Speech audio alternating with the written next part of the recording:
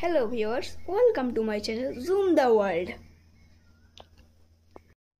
So आज আমি বলবো ভারতের ভূপ্রাকৃতিক অঞ্চল সম্বন্ধে। তাহলে স্টার্ট। তো আজ আমি বলবো ভারতের ভূপ্রাকৃতিক অঞ্চল সম্বন্ধে।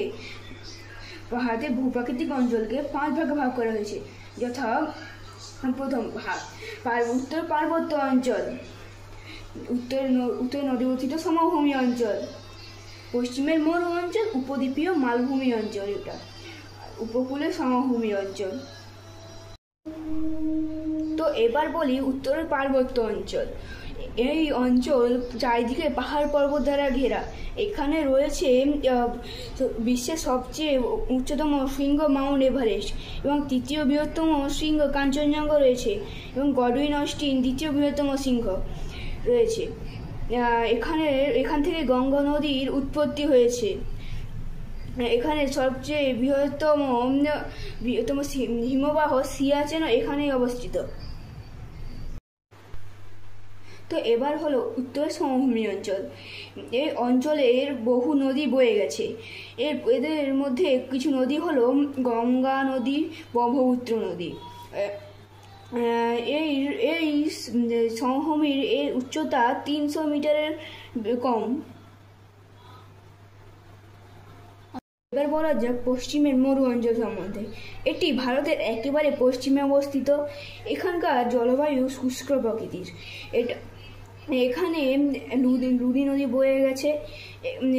আমরা সবাই জানি রাজস্থানের থর মরুভূমি এখানেই অবস্থিত। এবার বলা যাক উপকূলের সমভূমি অঞ্চল সম্বন্ধে। উপকূলের সমভূমি অঞ্চলকে দুভাগে ভাগ করা হয়েছে, পশ্চিম উপকূলের সমভূমি অঞ্চল এবং পূর্ব উপকূলের সমভূমি অঞ্চল। প্রথমে উপকূল কাকে বলে ওটা জেনে নেই। যে অঞ্চল বরাবর স্থলভাগ সমুদ্রের সঙ্গে মিলিত হয় তা হলো উপকূল, যেমন এটা। তো এবার বলা যাক উপদ্বীপীয় মালভূমি অঞ্চল সম্বন্ধে। এর গড় উচ্চতা 600 থেকে 900 মিটার।